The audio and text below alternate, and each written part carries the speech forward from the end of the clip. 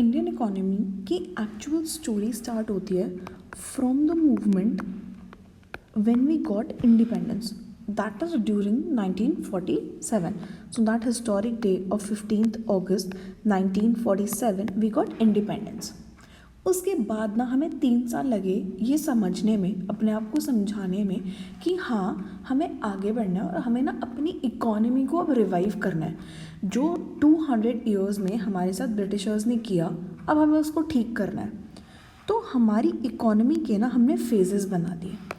एक हमने बोला 1950 से लेके 1990 तक।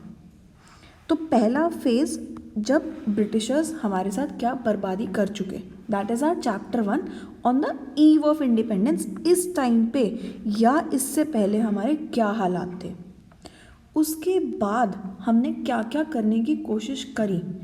एंड देन 1990 के बाद जब 1992 में न्यू इकोनॉमिक पॉलिसी आई, जिसको हम लिबरलाइजेशन, प्राइवेटाइजेशन एंड ग्लोबलाइजेशन के नाम से जानते हैं, उसके बाद क्या स्टोरी हुई। सो मेरा phase 1, phase 2 and phase 3. So the second chapter of Indian economy deals with the second phase, that is this phase of our Indian economy, that is from 1950 till 1990. उसके बाद ना हमने क्या करा, हमने सोवियत यूनियन से एक कॉन्सेप्ट कॉपी करा। हमने उनसे लिए 5 ईयर प्लान्स। 5 ईयर प्लान्स का ना एज द नेम सजेस्ट, इसका मतलब है आज एक प्लान बनाओ, 5 साल उस प्लान के ऊपर काम करो और उसके बाद देखो कि क्या वो प्लान तुम अचीव कर पाए। पर्पज़ ये था। अब पता है क्वेश्चन आता है, मैम 5 ईयर प्लान ही क्यों, why not 10 years, why not 7 years, why just 5। तो हमने ना जस्ट एक ऐसी स्टैंडर्ड नंबर ले लिया कि ठीक है 5, इतना लंबा भी नहीं बनाना कि इतनी में इकोनॉमी ख़राब हो जाए, हमारी इकोनॉमी डूब जाए। मतलब एक लिमिटेड, देखो 5 साल में हमारी गवर्नमेंट चेंज हो जाती है, तो उस गवर्नमेंट ने 5 साल के स्पैन में कितना क्या काम करा, उनका क्या ऑब्जेक्टिव था, और आज 5 साल बाद हम क्या कहाँ खड़े हैं। तो अगर ये मेरा प्लान है आज टुडे, तो आज से 5 साल बाद आफ्टर 5 ईयर्स मैं अपने आप को कहाँ देखती हूँ, that is my 5 year plan. तो जो हमारी प्लानिंग कमीशन थी, उन्होंने 5 ईयर प्लान्स बनाए। ये जो 5 ईयर प्लान्स थे ना, ये 4 पिलर्स पे टिके हुए थे। इसमें पहला पिलर था मेरा growth, that was my number 1 pillar. दूसरा पिलर इसके अंदर मेरा आया modernisation, so this was my second pillar. My third pillar was equity and fourth pillar था मेरा सेल्फ रिलायंस।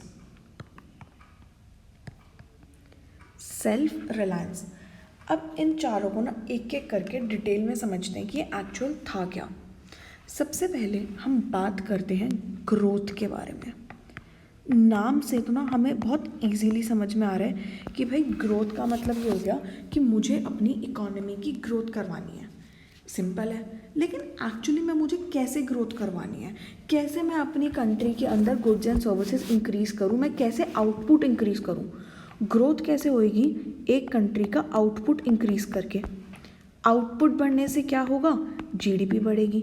या अगर मेरे को मेजर करना है, मेरे को 2 कंट्रीज़ दे रखे हैं, मान लो कंट्री ए है और कंट्री बी मुझे दे रखी है, मैं कैसे बताऊं कि कौन सी कंट्री बेहतर है या कौन सी कंट्री में ज़्यादा ग्रोथ हो रही है, जिसकी जीडीपी ज़्यादा है।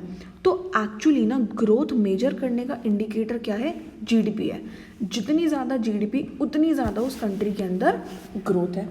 अब जीडीपी के अंदर कंट्रीब्यूट कौन करता है, हर इकोनॉमी में 3 सेक्टर्स होते हैं। प्राइमरी सेक्टर, दूसरा आता है सेकेंडरी सेक्टर और तीसरा आता है टर्शरी सेक्टर। ठीक है, अब जो प्राइमरी, सेकेंडरी और टर्शरी सेक्टर्स होते हैं, वो सेक्टर्स पहले कितना कंट्रीब्यूट करते थे और आज कितना कंट्रीब्यूट करते हैं, उसमें ना ज़मीन आसमान का फ़र्क आ गया। हमारा फैक्टर क्या था, हमें क्या अचीव करना था, हमें ग्रोथ अचीव करनी है ना। तो हमने मेजर करा, हमने कहा ठीक है ग्रोथ, चलो देखते हैं कितनी ग्रोथ हुई है इतने सालों में।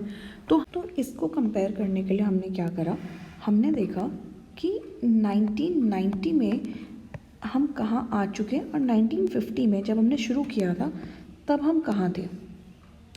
ठीक, प्राइमरी सेक्टर का मेजर कंट्रीब्यूटर क्या है? एग्रीकल्चर। मेन प्राइमरी सेक्टर के अंदर क्या होता है? एग्रीकल्चर। सेकेंडरी सेक्टर्स में ऑलमोस्ट क्या होती हैं? इंडस्ट्रीज होती हैं। एंड टर्जरी सेक्टर के अंदर ना मेरी सर्विसेज आती हैं, जैसे कि ट्रांसपोर्टेशन, बैंकिंग, इस टाइप की जो सर्विसेज हमें प्रोवाइड करी जाती हैं। तो ये जो फर्स्ट वाला मेरा पाई चार्ट है ये 1950 का है और उसके बाद ये 1990 का है। तो पहले समझते हैं हम 1950 में कहाँ स्टैंड करते थे। सबसे पहली बात जो दिमाग में आनी चाहिए 1950 के टाइम पे कि भाई उस टाइम ना हमें इंडिपेंडेंस मिली थी और हमें ये बात पता है कि ब्रिटिशर्स क्या करते थे। ब्रिटिशर्स इंडिया से रॉ मटेरियल लेते थे, है ना, मतलब कि प्राइमरी सेक्टर एग्रीकल्चर, और वो बाहर अपनी कंट्री में भिजवाते थे और जो फाइनल गुड्स होते थे वो इंडिया में मंगवा लेते थे। तो हमारा सबसे ज़्यादा क्या फ्लरिश करा? राइट, एग्रीकल्चर सेक्टर था जो सबसे ज़्यादा ग्रो करा था ड्यूरिंग द ब्रिटिश टाइम। सो इस टाइम पे 1950 पे मेरा मेजर कंट्रीब्यूटर कौन था? It was actually the agriculture who was contributing 59%। लेकिन with the passage of time, with the technology, with the schemes of the government, with the people becoming literate, उन्होंने क्या करा? उन्होंने डाइवर्सिफाई करना स्टार्ट करा और एग्रीकल्चर सेक्टर को छोड़कर बाकी दोनों सेक्टर्स में मूव करना स्टार्ट करा। So by 1990 only 34.9% of the people were employed in agriculture sector. Then story आती है मेरी सर्विसेज सेक्टर की। सर्विसेज सेक्टर में क्या हुआ?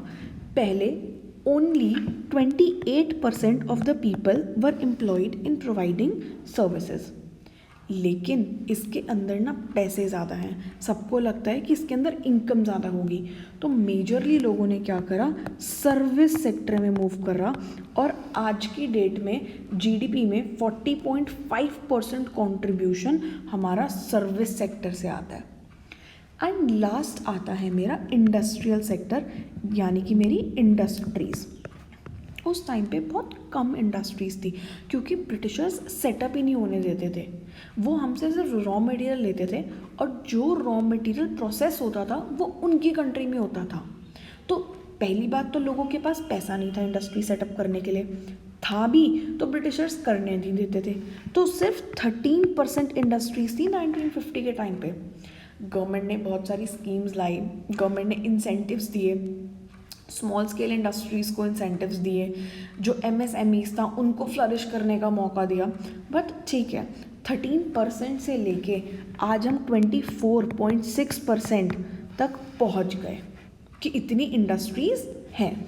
तो अगर मैं देखूं तो मेरा agricultural sector was the number 1 contributor during 1950। Then second number पे था services sector and third number पे इंडस्ट्रियल सेक्टर। लेकिन 1990 में स्टोरी चेंज हुई, स्वैप हो गया। मेरा सर्विसेज सेक्टर बन गया मेजर कंट्रीब्यूटर, एग्रीकल्चर आ गया सेकंड नंबर पे, लेकिन इंडस्ट्रियल सेक्टर आज भी मेरा थर्ड नंबर पे ही रहा। तो यही सेम चीज़ें मैं पाई चार्ट में भी प्लॉट कर सकती हूँ कि अराउंड 59% एग्रीकल्चर सेक्टर से आता है, 28% मेरा सर्विसेज से आता है एंड रिमेनिंग 13% मेरा इंडस्ट्रियल से आता है। Similarly if I talk about here, मेरा 34.9% प्राइमरी से आता है, देन 40.5% मेरा सर्विसेज से आता है एंड 24.6% मेरा इंडस्ट्रीज से आ रहा है। ये थी मेरी सिचुएशन, ये थी मेरी ग्रोथ कि मैंने कितनी ग्रोथ करी है। अब ना कई बार पेपर में जब क्वेश्चन आता है वो जीडीपी दे देता है कि जीडीपी क्या होती है। यहाँ पर मैंने बोला ना कि अगर मुझे ग्रोथ करनी है तो मेरी जीडीपी इंक्रीज़ करनी चाहिए। What is the GDP? It is actually the value of final goods and services. Final मतलब जो बन के बिकने के लिए तैयार हैं, इंटरमीडिएट नहीं होने चाहिए, रास्ते में नहीं होने चाहिए, बन चुके हों. So value of final goods and services which all the three sectors of the economy, मतलब primary, secondary and tertiary, are willing to sell or they have produced in one accounting period. मतलब एक साल में, एक financial year, एक accounting period में वो सामान बन के बिकने के लिए तैयार है. सो value of final goods and services produced by all the three sectors of the economy in one accounting period, इसको मैं क्या बोलती हूँ, जीडीपी बोलती हूँ. अब जीडीपी ना अलग अलग वेरी करती है. जैसे हमारी कंट्री में भले ही सबसे ज़्यादा सर्विसेज से आ रहा है, लेकिन सर्विसेज और प्राइमरी में ना कुछ ज़्यादा खास गैप नहीं है. बहुत सारी ऐसी कंट्री है जिसमें मेजर कंट्रीब्यूटर टर्शरी सेक्टर है, या फिर इंडस्ट्रियल सेक्टर भी मेजर कंट्रीब्यूटर है.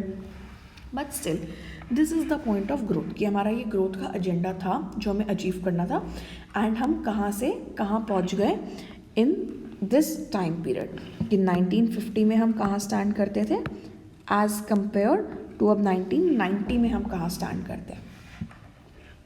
ठीक, तो जो हमारा पिलर था, सबसे पहला पिलर ग्रोथ, वो हमारा हो गया.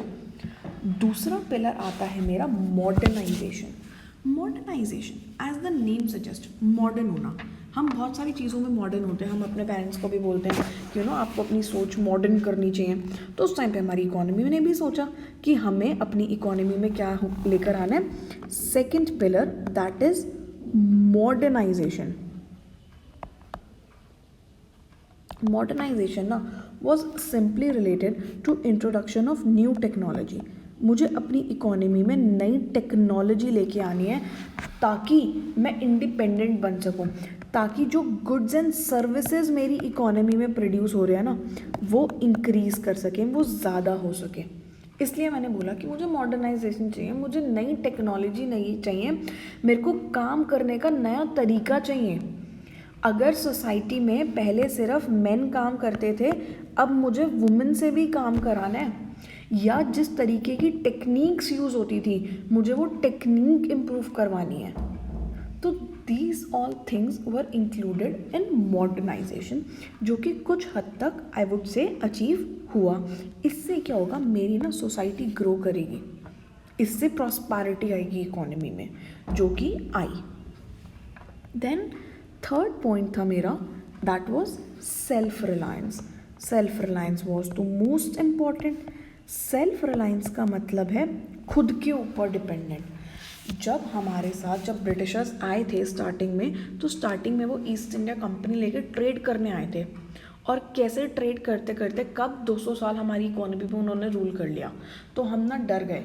हमने क्या करा, हमने अपनी इकोनॉमी के सारे दरवाजे बंद कर दिए कि ना तो बाहर से सामान आएगा और ना हम बाहर से सामान कुछ भेजेंगे. हम जो करेंगे अपने लिए खुद से कर लेंगे, मतलब अपने आप को इंडिपेंडेंट बनाएंगे कि एक बार को हम बाहर सामान भिजवा देंगे लेकिन उनसे नहीं मंगवाएंगे.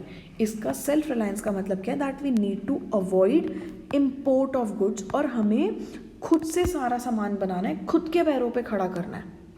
हमें फॉरेन कंट्रीज़ पे डिपेंड नहीं होना. Not depend on foreign countries, क्योंकि जो पिछली बार हुआ था उसके बाद हम ये रिस्क नहीं ले सकते थे कि हम उनको आने दें या उनसे हम सामान मंगवाएं. अब वो आते हैं, हमारी कंट्री में इंटरफेयर करेंगे, हमें परेशान करेंगे, उस चीज़ का तो कोई फ़ायदा नहीं. राइट. देन फोर्थ जो हमारा पिलर था, the fourth pillar was equity. Equity का मतलब क्या होता है, इक्विटेबल जस्टिस टू एवरीवन. कि अगर प्रॉस्पेरिटी हो इकोनॉमी में, मेरी इकोनॉमी ग्रो करे, जो इकोनॉमिक प्रॉस्पेरिटी होगी वो इक्वली हो, मतलब the gap between the rich and poor, जो रिच और पुअर का गैप है वो इंक्रीज़ ना करे बल्कि वो रिड्यूस हो. जो poor section of the society है उसको भी बेनिफिट मिले, इनइक्वालिटी ना आए डिस्ट्रीब्यूशन में. ये सारे पॉइंट हमें किस में ध्यान रखने थे, इक्विटी में ध्यान रखने थे. ठीक है, इक्विटी तो आई वुड से काफ़ी हद तक अचीव नहीं हुआ, because over the period of time the gap between the rich and poor have widened like anything. This you also know. Further, we will talk about the major initiatives that were taken by the government in the agricultural sector, in the trade and commerce, and in the import and export of our country. So, you stay tuned for the part 2.